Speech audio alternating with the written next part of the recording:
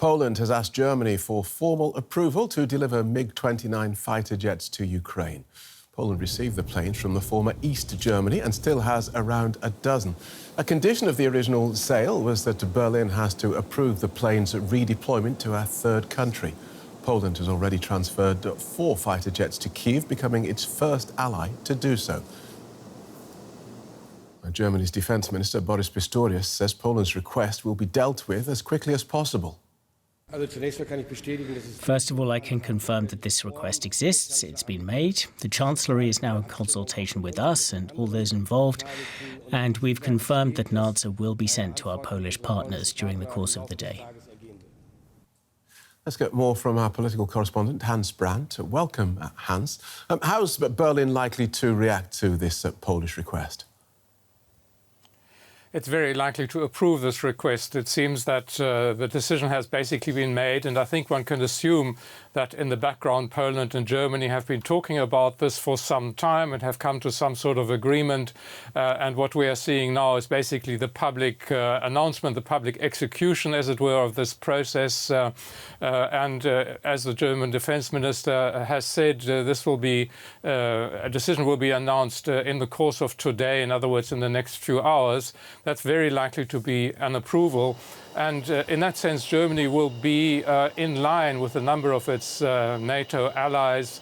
Apart from Poland, Slovakia has also sent about 4 planes to Ukraine and has announced that it will send another 9 or so.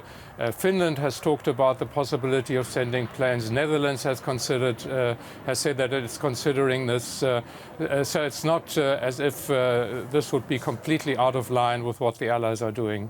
Right, but Germany itself has ruled out sending planes, which is interesting given its position on battle tanks. It refused to send battle tanks in the past, and then that decision changed. Are we likely to see a similar shift on jets?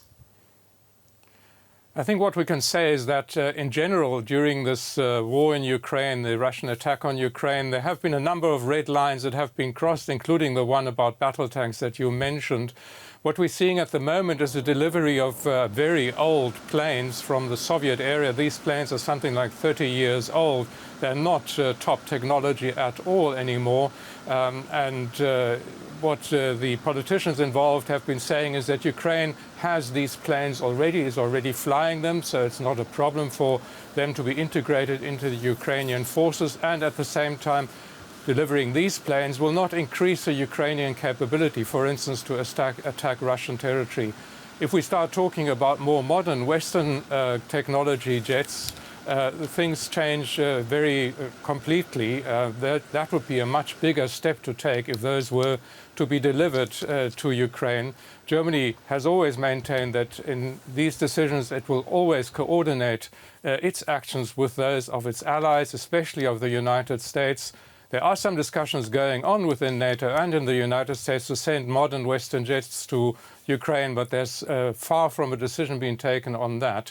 And so it's very unlikely in the near future that Germany will send jets of its own to Ukraine. Thank you for that, Hans. Political correspondent Hans Brandt.